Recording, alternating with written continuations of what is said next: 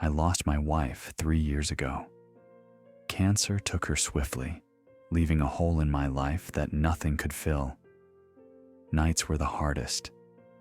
Emily would sometimes cry herself to sleep, and I'd lie awake in the living room, staring at the ceiling, haunted by the quiet absence of her mother. I tried to be strong, but grief has a way of clawing at you in the dead hours, leaving you cold and restless. Some nights, I would imagine her mother's voice, soft and warm, and feel the crushing weight of knowing I couldn't bring it back. It was on one of those rainy Thursdays when it happened. The storm was relentless, turning the streetlights into blurred halos, the rain smacking against the windows in a constant, driving rhythm. I had just tucked Emily into bed. She was curled under her favorite blanket, reading a picture book illuminated by the soft glow of her lamp. I kissed her forehead, whispering, "Sleep well, baby girl," before leaving her room. That's when I noticed it. A small, unmarked package at our doorstep. No return address, no label, nothing. Just a plain brown box taped haphazardly, as if someone had tossed it there without care. I hesitated, a sinking feeling twisting my stomach. Who would leave a package like this, in the middle of a storm, with no note? I picked it up carefully and brought it inside. The air around the box felt heavier, thicker, as though it had a presence. I placed it on the kitchen counter, staring at it for several minutes. Finally, shaking off my unease, I cut it open. Inside was a doll, a Labubu doll. Its stitched smile was crooked, mocking, and its black button eyes seemed to glint unnaturally in the dim light. I shivered. Emily might like this, I muttered. It felt like a small distraction from our grief, something to bring a smile to her face. I wrapped it carefully in a blanket and placed it on her bed. The next morning, Emily's eyes lit up immediately. "Daddy, she's cute," she squealed, hugging the doll tightly. She never let it go. I smiled, trying to push aside the unease curling in my chest, but a lingering chill reminded me that something about it felt off. That night, sleep came reluctantly. Around 2:13 a.m., I awoke to a faint whispering. My heart thudded in my chest. "Emily?" I called softly. No response. The whispers continued, low and guttural, curling through the room in a strange rhythm that was almost musical, but wrong. I sat up and scanned the room. Emily was asleep, clutching the doll tightly. The whispers stopped abruptly, replaced by a faint sulfur-like smell that made my stomach churn. I chalked it up to exhaustion, but in the morning I noticed red scratch marks on my forearms. Shallow, angry-looking, and completely unexplainable. I rubbed them, telling myself it was stress. Still, a cold knot of dread had begun to form in my stomach. Later that same evening, as the sun finally set, another unsettling event occurred. I went to the living room to make some tea. The house felt colder than it should have been, shadows stretching unnaturally along the walls.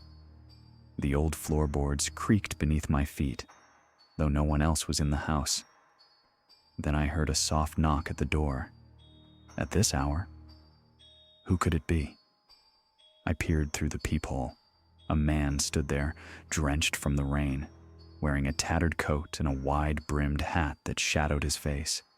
His eyes, bright, piercing, and unsettling, locked onto mine. I shivered. "Can I help you?" I asked, keeping my voice steady. He didn't answer. Instead, he lifted a hand slightly, as if pointing toward the doll, and muttered words I couldn't understand. Then, as suddenly as he appeared, he turned and walked away, vanishing into the dark street. I stepped back and noticed the doll had fallen from Emily's bed to the floor, facing the door where the man had stood. Something about that night felt wrong.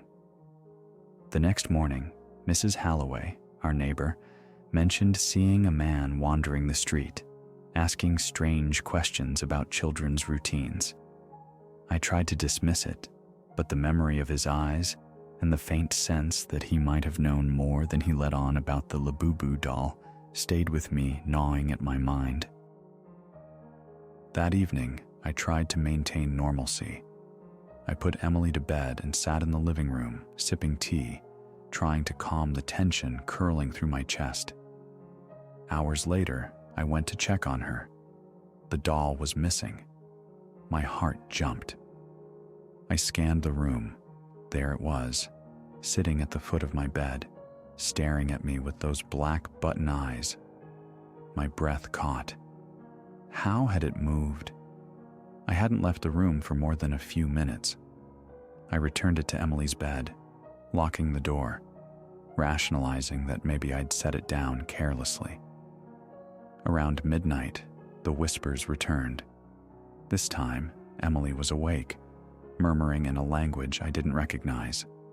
Syllables twisted like smoke, curling in the corners of the room. I froze, realizing she wasn't speaking. She was being commanded. By the time I drifted off, I dreamt of shadows crawling along the walls, whispers echoing, the doll's eyes glowing faintly red. After the whispers that night, I sat in the living room for a while, trying to calm my racing heart. The house was quiet now, except for the occasional creak of the old floorboards. I was staring blankly at the TV, scrolling aimlessly through channels, when it flickered on by itself. The screen was black except for faint static. Then, letters began to form slowly, as if someone was typing them directly onto the screen. "Don't leave her alone." I jumped back, my tea spilling slightly onto the floor. The static hissed, and the letters disappeared as quickly as they had appeared. My mind raced. Emily was asleep upstairs, clutching the doll, unaware. I went to check on her. The doll was in its usual place on the bed, but its head was tilted slightly toward the door, almost as if it had watched the TV too. I shook my head, trying to convince myself it was a glitch or my imagination, but my stomach tightened. Whatever this doll was, it wasn't just moving, it was communicating. This small, silent event reinforced that the doll wasn't merely a toy. It was aware, and it was warning or threatening me. I slept fitfully that night, haunted by the sense that night 3 was pure terror. I woke to Emily laughing, soft at first, then sharp, manic. I followed the sound to the bathroom. The doll was on the counter, standing upright, as if it had moved itself. My blood ran cold. My arms were covered in deeper scratches, this time extending to my shoulders and chest. Emily was whispering again, pointing at the doll. Her voice was no longer fully hers. It was commanding, sharp, unnatural. I tried hiding the doll in the attic, locking it in a chest. I thought I could contain it. By morning, it was back in her bed, perfectly placed, smiling up at me. She beamed, proud, as if she had accomplished something dark. Sleep became impossible. Every time I closed my eyes, I could hear whispers, feel the doll's gaze. I recorded everything, Emily, the doll, even myself, hoping for some rational explanation. Emily began speaking full sentences in the unknown language. At dinner, she laughed without reason, demanding the doll remain near her. Objects fell, doors slammed, and the house seemed alive. One night, I woke to scraping sounds. Emily knelt at my bedside, a knife in her hands, eyes glazed, whispering commands in tongues. I lunged, wrestling the knife away. Her body moved with inhuman precision. Through tears, she whispered, "Daddy." It made me. The Labubu. It wants you. It wants us. The doll sat on the floor, tilted, stitched smile wider than ever.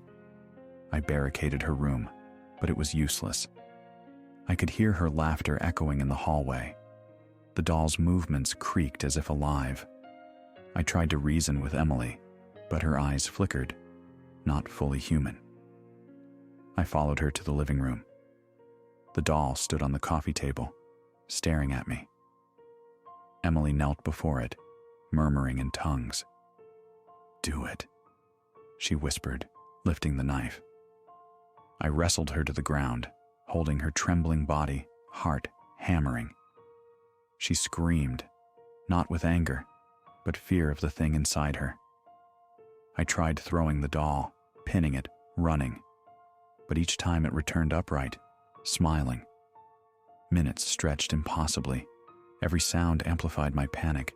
I felt my own hands shaking, my breath shallow, my mind racing. Finally, through sheer force, I held Emily in a corner, sobbing, shaking, desperate. She whispered through tears, "The Labubu." It won't stop.